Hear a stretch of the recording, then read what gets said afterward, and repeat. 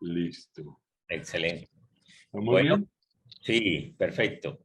Bueno, pues buenas tardes a todos.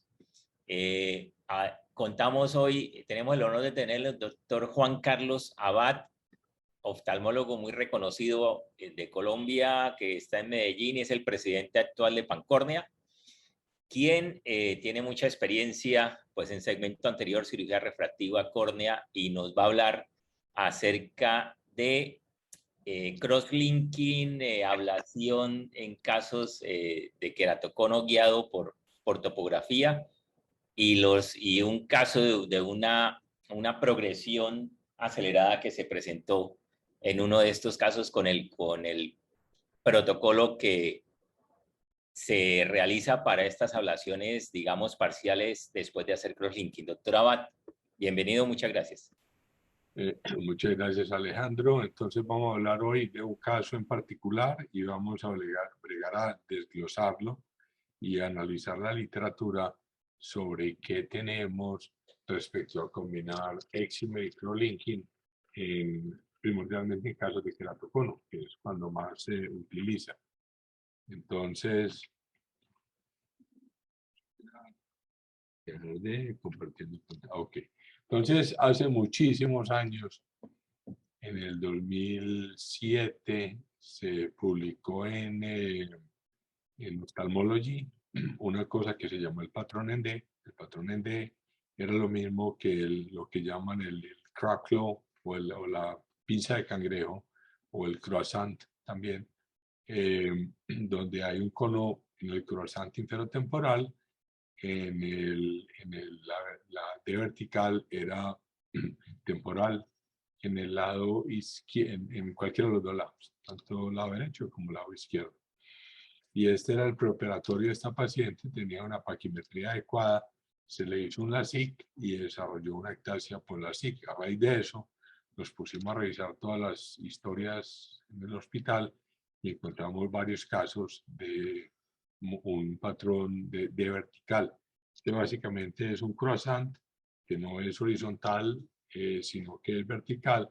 Entonces, más que el valor inferior-superior, lo que hay que medir es el valor izquierda-derecha y esa simetría de la córnea, no en el aspecto inferior-superior, sino izquierda-derecha.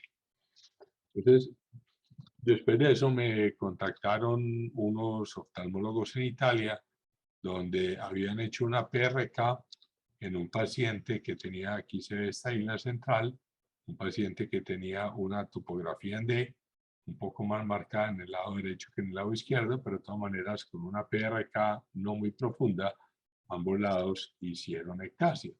Entonces, sabemos que la SIC produce ectasia, que la PRK produce ectasia, siempre y cuando haya una anomalía previa a la córnea. Entonces, vamos a hablar de un caso. Esta es una paciente de 20 años, cuando llegó por primera vez, en el 2012. Era una paciente que tenía un queratocono, un croissant en ambos ojos inferior, un astigmatismo contra la regla, que en realidad ya tiene una agudeza visual con corrección de 20/40 y 20/80 y mejoraba a 20/30 en ambos ojos. No era un cono muy grande, no era un cono muy significativo. Entonces, pensando en todas las posibilidades que teníamos en aquella época, pues había salido el artículo del doctor Canelopoulos, donde comparaba el uso secuencial contra el uso en el mismo día del crosslinking con una topografía guiada una PRK guiada por topografía. Luego, él había publicado con la ayuda de Perry Binder el manejo de la ectasia corneal después de la SIC con una PRK transepitelial hecha simultáneamente con un crosslinking y lo llamaron el protocolo de Atenas, que revolucionó el mundo oftalmológico en aquel entonces. Y aquí está en el cual me voy a detener más adelante, donde tenemos el seguimiento a 10 años de pacientes con queratocono progresivo, usando el protocolo de Atenas y ver a ver cómo funcionaron.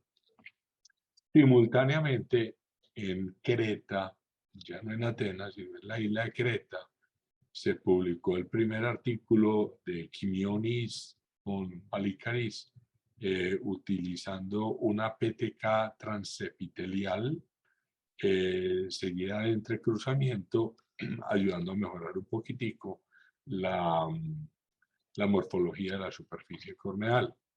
Ellos después en Ophthalmology publicaron el seguimiento, era entre 1 y 3 años, esto fue en el 12, y recientemente, en el 14, publicaron los resultados a largo plazo de una PTK transepitelial combinada con el cross-linking para queratocono, lo llamaron el protocolo de Creta. Entonces teníamos el protocolo de Atenas y el protocolo de Creta.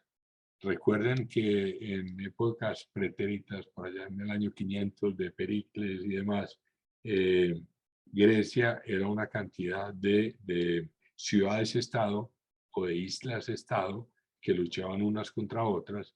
A veces Atenas era más fuerte, eh, a veces los espartanos eran más fuertes, a veces los insulares como Creta eran más fuertes, etcétera, etcétera. Aquí hay una cosa interesante. El protocolo de Quimionis inicialmente era hacer una ablación de 45 micras del epitelio corneal. Como el epitelio corneal, como todos sabemos, está adelgazado en la parte central de la córnea, entonces haces una ablación más o menos de 5 o 10 micras de un cono en pezón, por ejemplo, que haya, y regularizas un poquito la córnea, penetra más la riboflavina porque no está la Bowman y se produce un aplanamiento central mayor y una regularización de la morfología corneal. Ellos después publicaron el protocolo Freetan Plus, donde utilizaban mitomicina, como se hacía en el Atenas, y eran un poquito más agresivos en el tratamiento. Y actualmente se han devuelto un poco, como lo vamos a ver más adelante. Entonces, bueno, la pregunta es, bueno, me voy con la isla, me voy con Atenas, ¿qué hago? El mismo es 2012, la paciente quiere ver bien, y obviamente como cirujano refractivo, entre comillas, siempre quieres estar lo más adelante y ayudar, entre comillas, lo más que puedas al paciente.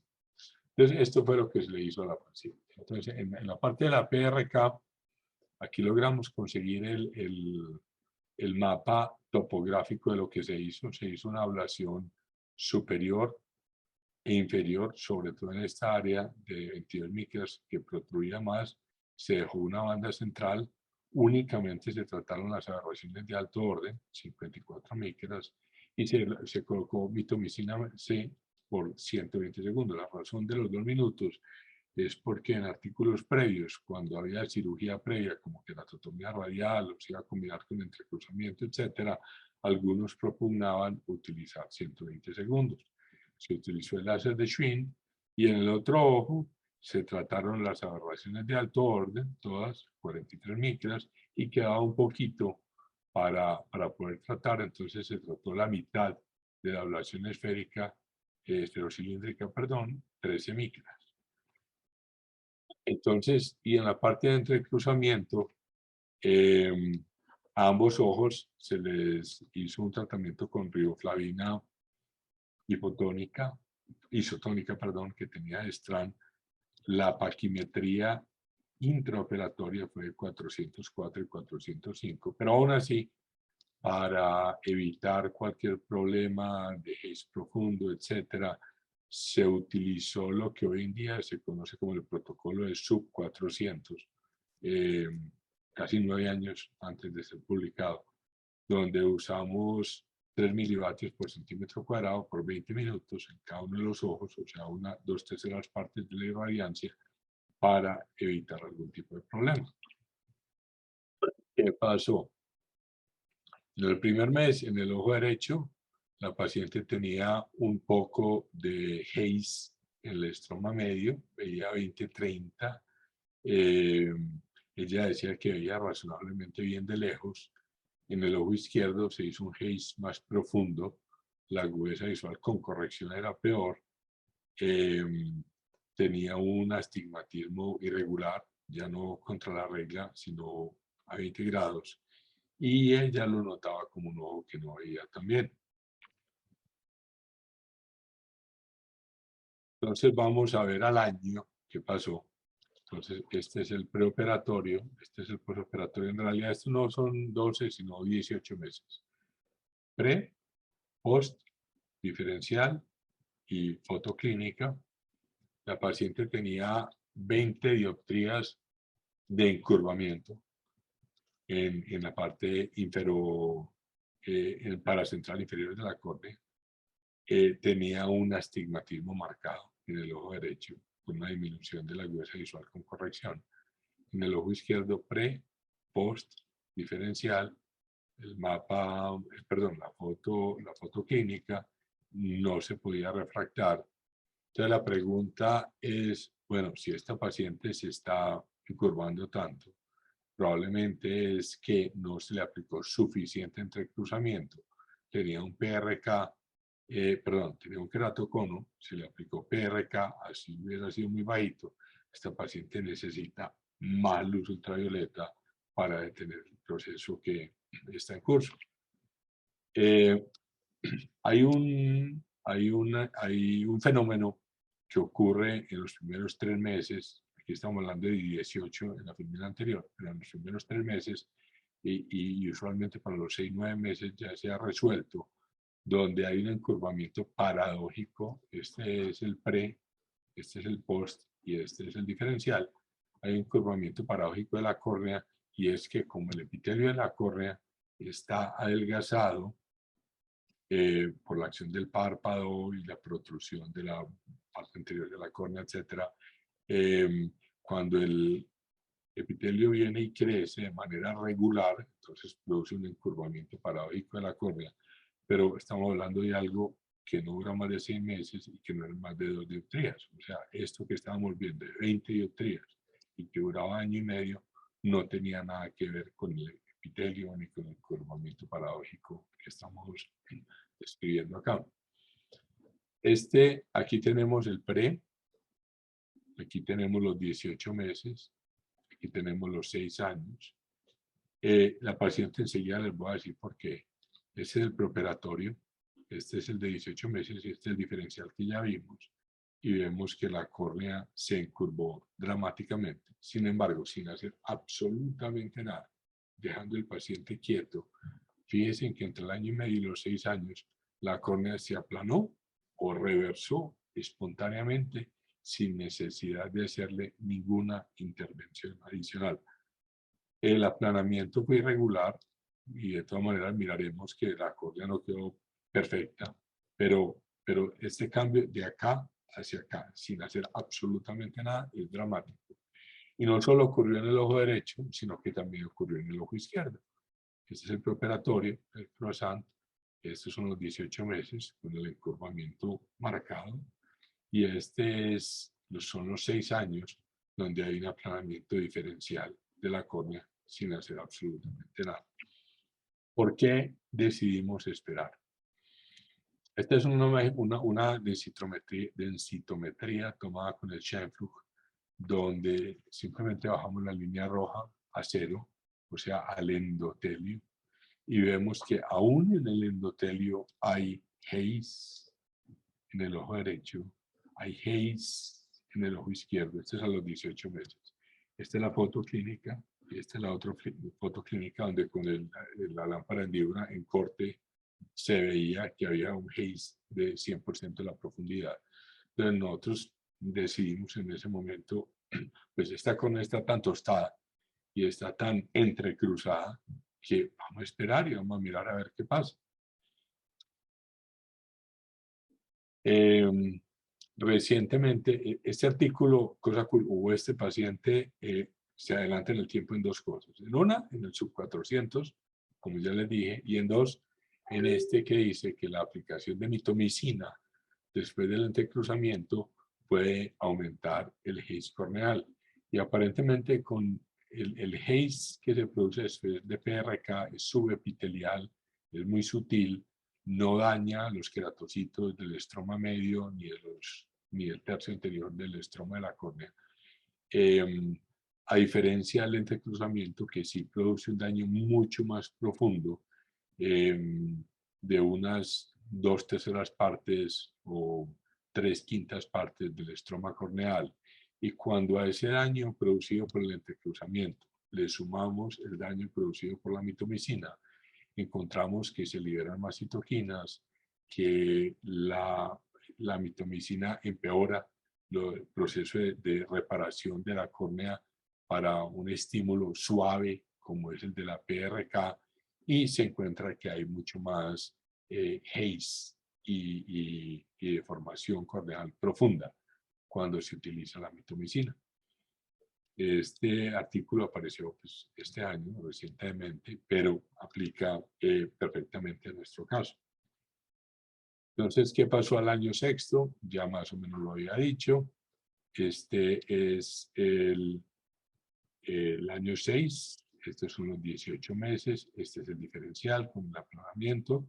La paciente está viendo 20/30 con un lente de contacto gas permeable, perdón, escleral. Esta es la imagen de Scheinflug y esta es la refracción del ojo derecho. En el ojo izquierdo, esta es la refracción a los 18 meses, esta es la refracción actual, aquí está el aplanamiento que les mostraba, el lente de contacto escleral con el cual ve 20/50, veía 20/30 anteriormente y tiene una miopización y una inducción de astigmatismo marcados. Si no fuese por los lentes de contacto esclerales y si no los tolerase, la paciente prácticamente hubiera terminado en un trasplante de córnea cuando llegó con una agudeza visual sin corrección 20/60 y 20/80 y con corrección en 20/30 y 20/30. Entonces se pregunta uno, bueno, ¿hicimos un bien o un daño a este paciente? La cosa más curiosa es que esta paciente sigue llegando al consultorio, sigue dándome las gracias, tanto ella como la madre, por haberle salvado el ojo. Lo que nos hace pensar un poquito en el queratocono y el terror que la gente le tiene al queratocono y cómo puede uno influir en estos pacientes. Y a pesar de que el resultado haya sido totalmente adverso, la paciente sigue creyendo que el ojo se le salvó porque tenía una enfermedad muy grave que era el queratocono. Este artículo salió reportado en el American Journal of Ophthalmology. Si lo quieren ver, está reportado recientemente. Quiero hacer dos comentarios aquí. El primer comentario se llama el shame bias en inglés. Shame es culpa, bias es sesgo. Y es que uno como oftalmólogo tiende a reportar en los casos donde le va bien. Pero cuando no le va bien, a uno le da pena o se siente culpable o alguna cosa y no reporta, siendo absolutamente necesario, los casos donde los resultados no son perfectos. Y la otra cosa, y aquí voy a hacer un poquito como nuestro amigo de Argentina, como Pellegrini, que nos cuenta los artículos y dónde los mandó y dónde los rechazaron y todo. Este artículo se mandó inicialmente a Cornell. Y los de Cornell tuvieron un par de comentarios bien, que se hubieran podido organizar, pero el comentario que hizo que no se pudiera publicar en Cornell es cómo vamos a hacer para atacar el protocolo de Atenas con un solo artículo, cuando hay tantos artículos publicados que hablan bien del protocolo de Atenas. O sea, muchas veces, a mí me pasó con el LASEC, pues habiendo estado en los orígenes del LASEC, que es otra historia, pero me pasó con el LASEC porque una vez lo hice, me pareció que no funcionaba, que ese epitelio se amontonaba y disminuía la rata de reepitelización de la córnea. Y cuando intenté publicar algo en contra de la SEC, estábamos en el boom 2000, 2001, 2002, 2003, de Camelín y esto y lo otro, y va y viene. Y la gente decía, no, pero ¿cómo vas a publicar algo en contra de la SEC, que es lo máximo? Pues es un milagro, perdón, bajado del cielo. Y así nos pasa muchas veces a los oftalmólogos y es que nos encaprichamos con una técnica quirúrgica y solo leemos el lado bueno, y cualquiera que hable en contra de ella es porque algún error muy grande tuvo que haber cometido, y como dicen, time after time, otras veces nos damos cuenta de que esos caprichos pasajeros no necesariamente son verdad. Entonces, hasta aquí, conclusiones. En un protocolo Atenas modificado, digo modificado porque usamos el Schwinn en vez del Wavelight, como usa el doctor Canelopoulos. De hecho, somos amiguísimos. Hicimos Fellow al mismo tiempo, hicimos un cambio. Él hizo un mes de córnea, yo hice un mes de glaucoma, que está haciendo glaucoma en el masa de Near, etcétera. Pues no tengo absolutamente nada contra él. Pero sí tengo que reportar que en este caso hubo distorsión marcada, a pesar de usar todos los protocolos de seguridad. La paciente sigue viniendo a la oficina, en su consultorio, con una sonrisa de lado a lado, lo que quiere decir el susto que le da la palabra queratocono de los pacientes. Y quizás la progresión del queratocono es una idea que está tan metida en la cabeza de los pacientes que no importa lo que hagas, ellos van a seguir viniendo donde ti, y tienes que tener cuidado con eso. O sea, no irte a endiosar o simplemente para tomar las cosas con calma. Entonces, ahorita quiero, en los últimos 5 minutos, quiero hablar, y es que desafortunadamente uno busca el protocolo de Atenas y John es un escritor prolífico, y él escribe todas las variantes del protocolo de Atenas. Entonces uno va a ver algo y es solamente lo que publica el doctor Canelopoulos. Afortunadamente, lo saqué recientemente, ya cuando uno pone PRK entre cruzamiento y queratocono, empiezan a aparecer otros artículos. Y aquí me encontré un artículo de Quimionis que si los quiero compartir. Antes de eso, voy a hacer una reflexión. La primera reflexión es la siguiente.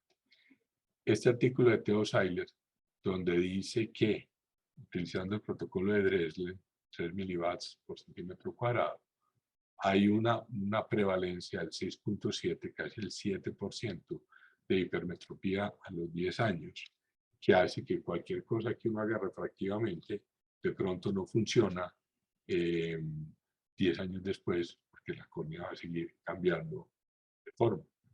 Y este otro, donde Canelopoulos publica los resultados a 10 años de 144 ojos.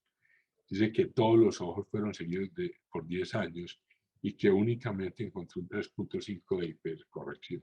Bueno, todos los que hemos hecho investigación, aquí, tanto yo como ustedes, como cualquiera que esté oyendo, hemos visto lo difícil que es el seguimiento a 1 año, a 5 años, a 10 años. O sea, si él me dice aquí, hombre, yo encontré que 35% de los pacientes pudieron venir a seguimiento y de los cuales taratá y taratá pasó. Y la otra cosa que me llama la atención es que él es el único autor. Cuando uno usa residentes, cuando uno usa fellows, ellos sirven de un control ético y están revisando historia por historia y están preguntando, ¿y aquí por qué esto? ¿Y aquí por qué esto? ¿Y aquí por qué esto? Me llama mucho la atención, y lo digo con todo respeto, un artículo publicado por una sola persona a 10 años con un seguimiento del 100%, donde todo fue perfecto. Entonces es una reflexión para tener en cuenta, ¿sí? Bueno, ¿qué estoy haciendo desde el 14? El protocolo de Creta. El protocolo de Creta es muy fácil. Se hace con PTK, 45 micras, el epitelio. Si tienen manera de medir el epitelio, lo pueden hacer un poco más exacto.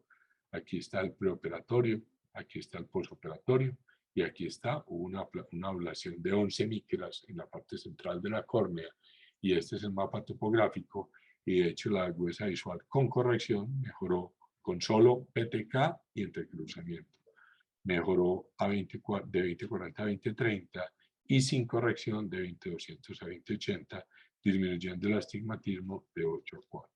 Es una técnica muy segura, funciona muy bien. Entonces, ahora nos encontramos con que Quimionis, después de haber hablado de Creta, después de haber hablado del Cretan Plus, ahora nos está hablando de combinar PRK con entrecruzamiento en sospechosos de queratocono. Pero esto es únicamente 10 ojos de 5 pacientes con unos queratoconos límites. Este me lo encontré ayer por la noche. Entonces le escribí a George, que está de presidente de UCornea, y voy a leer textualmente, y me dice: por algunos años estuve utilizando 3 milivatios por 30 minutos y después 9 milivatios por 10 minutos. Yo encontré que la complicación más desastrosa era que no podía manejar el aplanamiento progresivo de la córnea y la cicatrización y el shift hipermetrópico.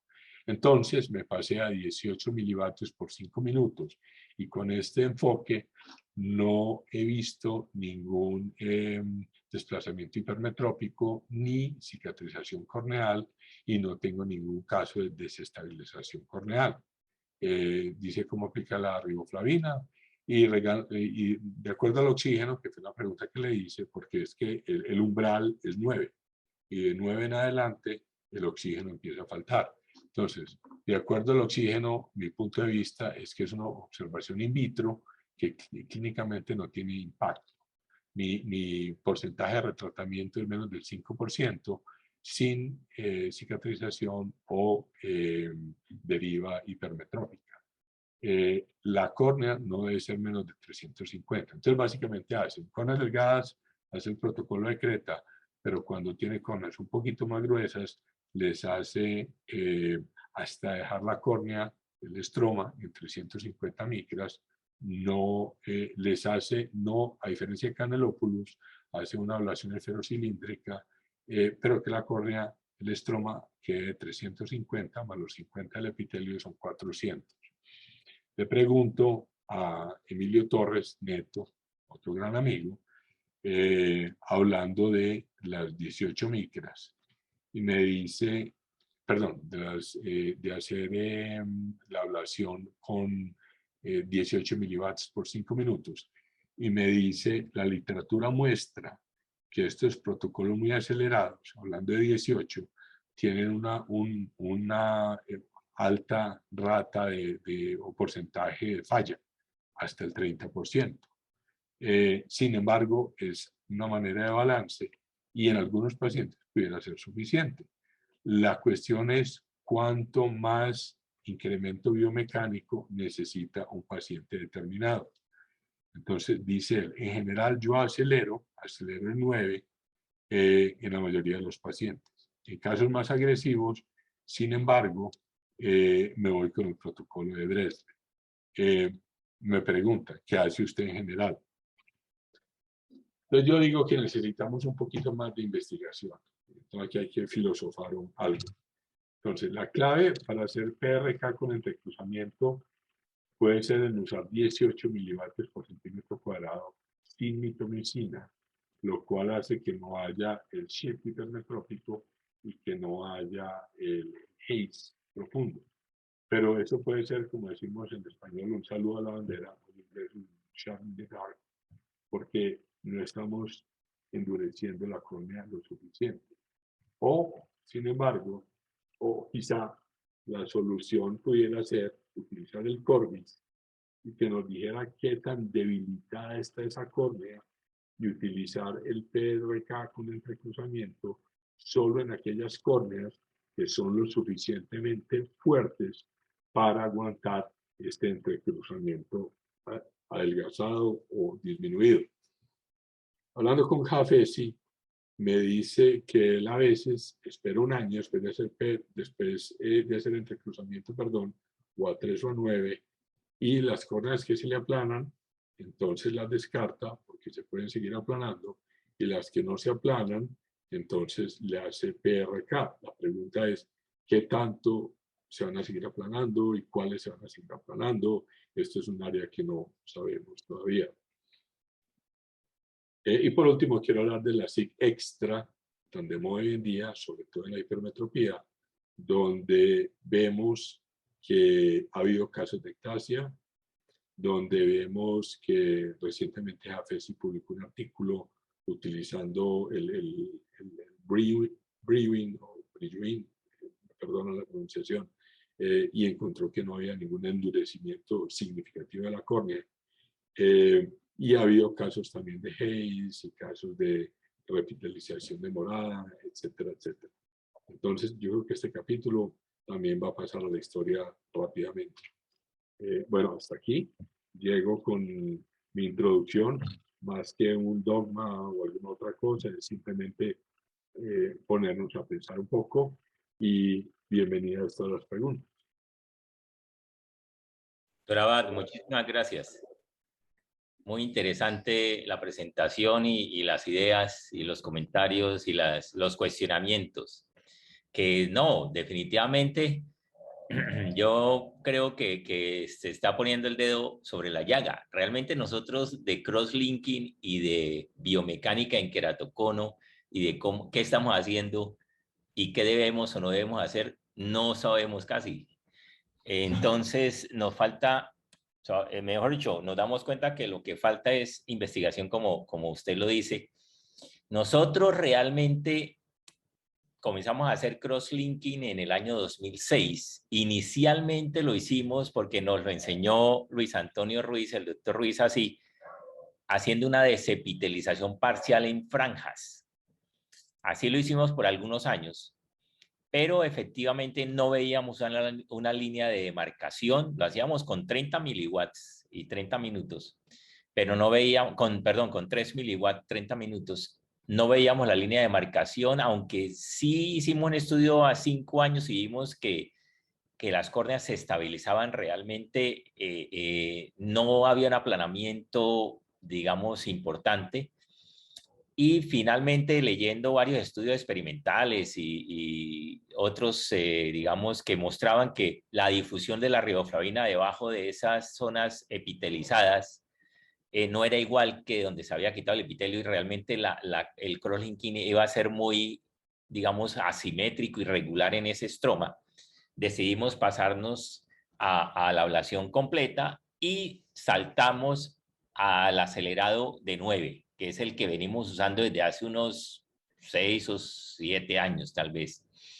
No hemos nunca hecho más por la razón que creemos también que el oxígeno es una limitante. Nos parece, pero no hemos sido juiciosos con un nuevo estudio de seguimiento, nos parece que funciona bien. Tenemos casos de Hayes, digamos, moderado. Hemos tenido un par de casos de Hayes severo, pero se va resolviendo y nos parece que funciona bien. Y nunca hemos hecho ningún tipo de PTK o trans-PRK. No, le hemos tenido miedo, así de sencillo, a ablacionar esas córneas. En una época hicimos una combinación hace unos 12 o 14 años, combinamos para un paciente con una córnea delgada, que no era una ectasia, era una córnea delgada, y le hicimos PRK y crosslinking. Y resulta, le hicimos la PRK, lo pasamos después y le hicimos el crosslinking, era un defecto bajito, y nos hizo un Hayes profundo, allá en la décima y el endotelio, y una pérdida endotelial inclusive, pero no estaba delgada la córnea, no era tan delgada. Entonces, en esa época, nosotros no supimos, nos quedó en 20-30 el paciente, después de salir un 20. Perdóname, ¿y usaron mitomicina en aquel entonces? Oh, buena pregunta, buena pregunta.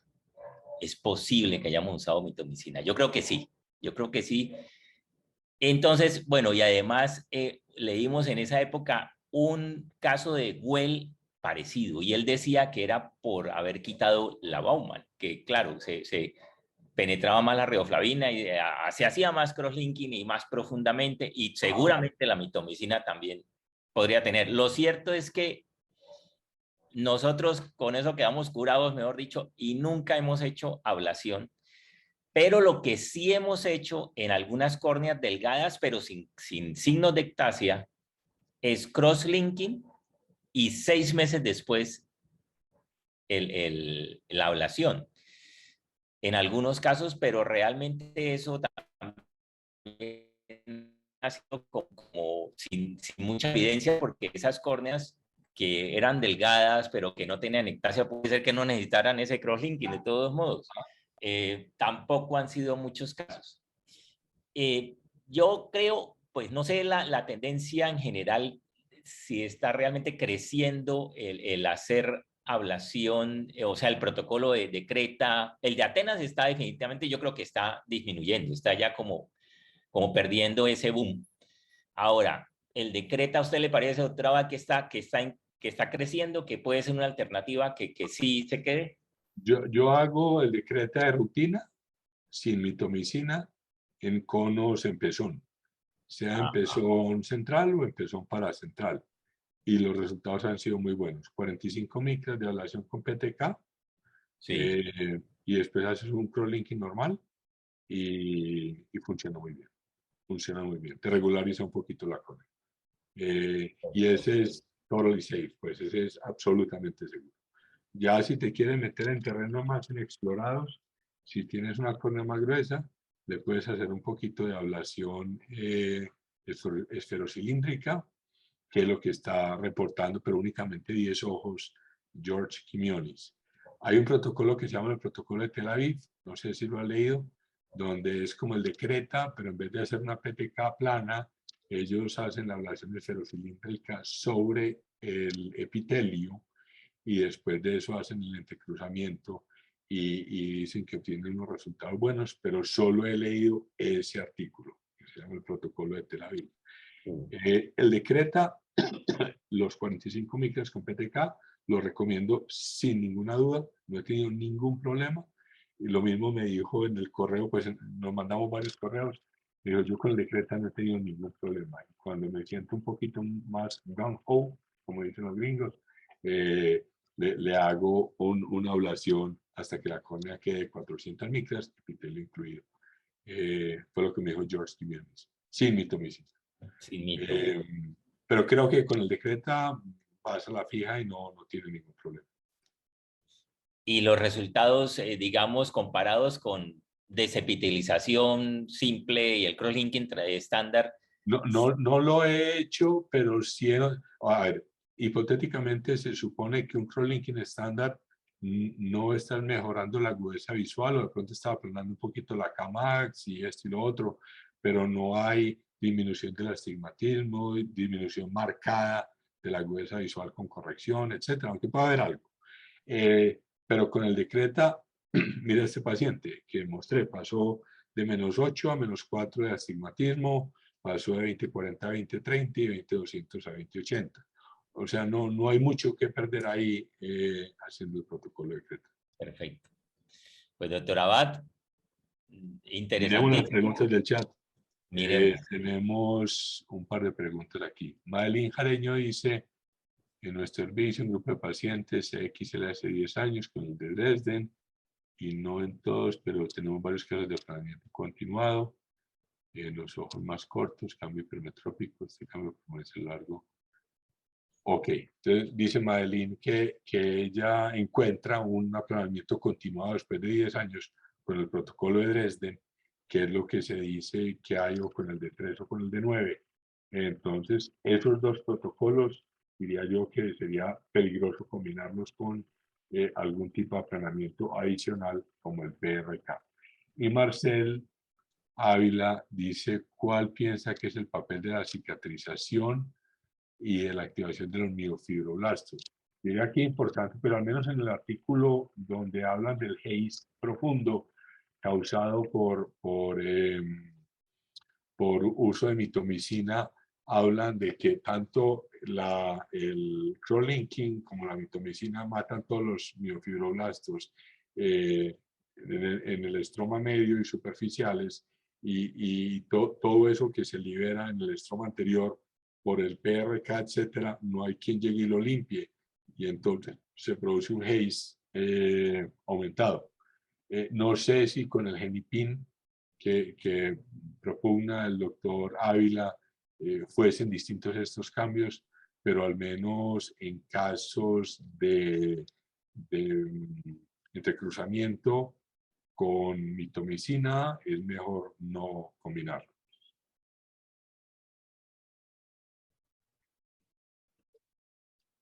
Interesante. Y ya que menciona otro capítulo que realmente se ha explorado, pues hasta donde yo sé experimentalmente, es todo lo de el entrecruzamiento bioquímico o químico, como Ah, con la genipin. Y ya que tenemos al doctor Marcel, de pronto nos podía actualizar si ha habido algún avance ya aparte de los estudios experimentales que publicó hace unos años en esa dirección. El doctor Marcel nos puede. Gracias, Alejandro. Sí, Adelante, claro. doctor Marcel. Gracias. A ver, les cuento en qué vamos.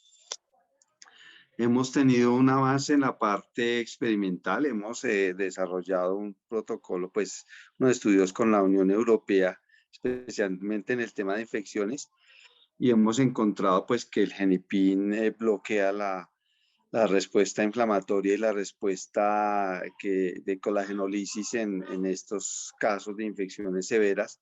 Hemos hecho algunos pacientes, sí, que realmente no tenían otra opción, como en un protocolo compasivo, y también hemos hecho estudios in vitro, que hace poco publicamos en TVST, y también encontramos que el genipin bloquea la respuesta, la colagenolisis en modelos in vitro en córneas humanas.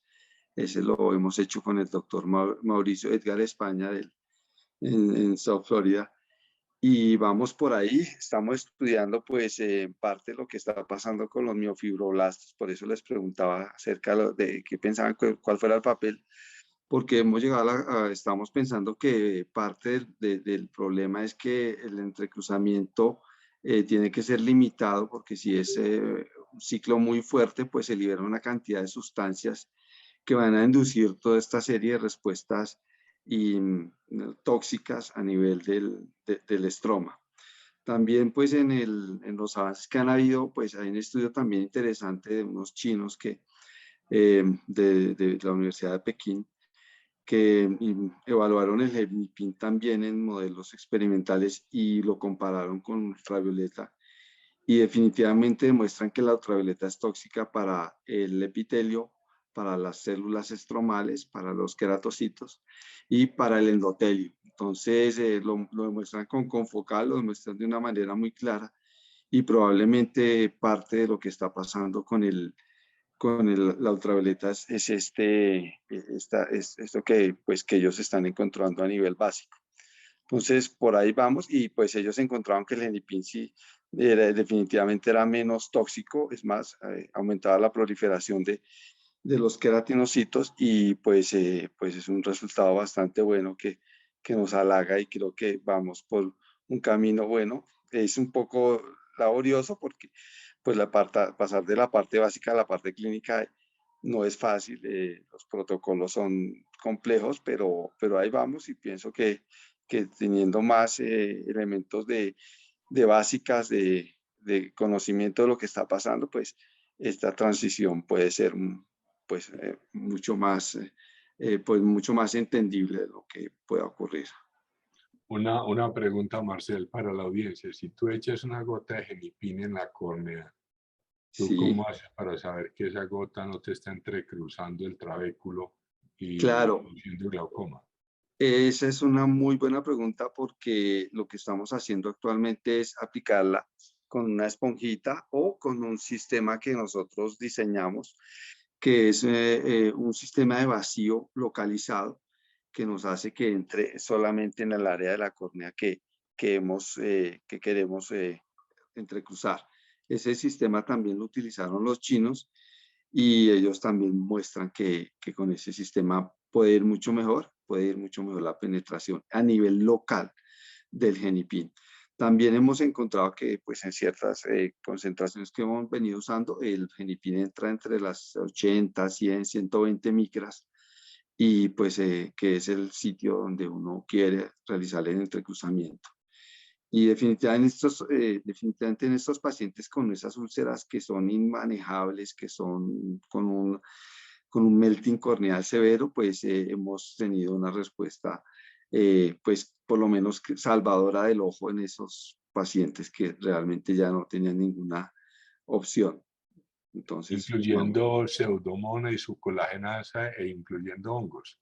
Hemos hecho hongos, hemos hecho un paciente, paciente que tenía pacientes con estafilococos, y en Pseudomonas hicimos el trabajo in vitro. La bloquea, no como quisiéramos, pero sí, sí tiene un efecto protector. Estamos preparándolo para publicación. Inyectamos Pseudomonas en córneas de conejo, y definitivamente pues se reducen, y aplicamos una sola vez el Genipin, y si hay una reducción en la cantidad de Pseudomonas y en la penetración y pues, en la virulencia de la Pseudomonas a nivel corneal. Es Se me más ocurre, evidente con estafilococos, fue mucho mejor la respuesta. ¿te imaginas una gota de genipin mensual en pacientes con queratoprótesis? Claro, eso podría ser una opción, considerar un tipo de este tipo de alternativas que pueda bloquear esa respuesta de colagenasas que es realmente devastadora, ¿no? Cuando se activan las colagenasas es una situación realmente compleja. Muy También, interesante. sí, también publicamos otro artículo en infección, en TBST, que salió el mes pasado. Entonces ahí vamos pues construyendo la parte básica, y los pacientes sí todavía no hemos publicado porque pues es mucho más, pues, esperábamos tener un poco más de pacientes y tenerlo como más, pues más explicada la base molecular de lo que está ocurriendo. Doctor Malcer, muchas gracias, ¿no? Súper Con el mayor interesante, gusto. como siempre, su trabajo. Y ya, no, ya lo voy a comprometer a que nos tiene que, dentro de un par de meses, nos tiene que dar la charla de Con el esto. mayor gusto. Claro que sí. Porque definitivamente sí es un área interesante. Y ahora, los queratocitos, ¿cómo les va con el genipin? ¿Sobreviven sin problema? Les va mejor, muchísimo mejor. El trabajo de los chinos es impresionante, es con confocal, y definitivamente le va muchísimo mejor con Genipin que con UV. Sí, Sí. yo también escuché un trabajo en el 2018 allá en Arbo de un grupo, del grupo del doctor Rezadana, que estaban usando también tópico algo que generaba formaldehído. Ahora no me acuerdo el nombre de la sustancia, con una Ellos, doctora como de europea, como rusa, de que ella trabajaba con ellos. eso es el grupo de David Palik, el grupo de Palik y de la rusa, sí, que Sí, son de la Universidad de Nueva York. Sí, se forman unos aldehídos. unos Y aldehídos, sí. sí, ellos se forman unos aldehídos, y pues hacen el entrecruzamiento. Entonces, eso es lo que ellos, nitroalcoholes se llaman, grupo, Correcto, por y ese forman lado, unos ¿no? aldehídos. No sé en qué irá David. En una época hablábamos, él estaba impresionado pues que nosotros ya estábamos haciendo algunos pacientes, pues porque ellos tienen muchas limitaciones en esa parte, y pues a ellos van como ahí, como con el tema regulatorio, que no es fácil. Realmente esa es la parte. Pero ya esto abrió un capítulo, ya hay mucha gente dedicada al Genipin, no solamente en la córnea, sino en la esclera, a nivel de nervio óptico, esto, y ya este tipo de entrecruzamiento se llama el entrecruzamiento oscuro. ¿Por qué? Porque no necesita la activación de luces. Entonces, ya es una serie, un capítulo grande que pues incluye los nitroalcoholes, el Genipin, otra serie de sustancias que ahí van haciéndose su camino, y que pueden tener un futuro no solamente a nivel oftalmológico, sino a otros niveles. Doctor Marcel, muchas gracias. Con el mayor Doctora, gusto. doctora Abad, muchísimas gracias también por su interesantísima presentación. Y como decíamos, de esto hay mucha tela que cortar todavía Correcto. y no, y pues esta es la idea. Entonces, quedamos todos y motivados a estudiar ahora que terminemos y a esperar nuevas charlas y que la gente que está tirando pues en la línea de frente como el doctor Marcel nos comparta los logros que son difíciles, como él comenta, eso no es fácil llegar a eso. Entonces, miremos a ver si hay algún otro comentario, pregunta. Bueno, parece que no. Ok. Entonces, pues Perfecto. muchísimas gracias. Muchísimas gracias, Alejandro, y bueno, a seguir estudiando y en un par de años nos veremos y nos miraremos y vemos a ver a dónde llegamos. A ver a dónde llegamos. Interesantísimo lo del protocolo de Creta, que pues lo vamos a explorar, porque como le digo, hasta ahora hemos sido totalmente miedosos, pero no, eso parece efectivamente, como nos lo comenta usted, doctor Abad, algo muy seguro y que tiene sus ventajas. Una Entonces, pregunta para el doctor Abad. ¿Usted mide el epitelio con el OCT para hacer el Creta o se va en 40? No, desafortunadamente no tengo cómo medirlo. Hago 45 porque uno presupone que el epitelio está adelgazado 40. Entonces serían 5, 6, 7 que estaría botando del pezón de Bowman. Pero si tienes manera de medir epitelio, pues obviamente lo puedes hacer claro, mucho más preciso. nosotros estamos ahora con el MS-39, el tomógrafo que tiene disco de plácido y un OCT de una tomografía de coherencia óptica que es de CSO, y nos parece excelente. Nos permite hacer mapas epiteliales y de hecho hemos encontrado que los queratoconos avanzados, como se ha dicho, pero digamos, ocurre lo paradójico, ¿no? Ya cuando hay rupturas de la Bowman, se aplana un poco el estroma y se hiperplasia el epitelio, que eso estaba descrito inclusive hace como 30 años en un estudio anatomopatológico que lo encontramos, pero entonces sí es interesante poderlo medir. Entonces este equipo nos parece que tiene esa gran ventaja que hace unos mapas muy, muy buenos de espesor epitelial. Perfecto. Bueno, entonces, feliz noche para todos y muchas gracias por acompañarnos. Y de nuevo, gracias al doctor Abad, al doctor Marcel por sus comentarios. Ok. Muy amable. Hasta luego.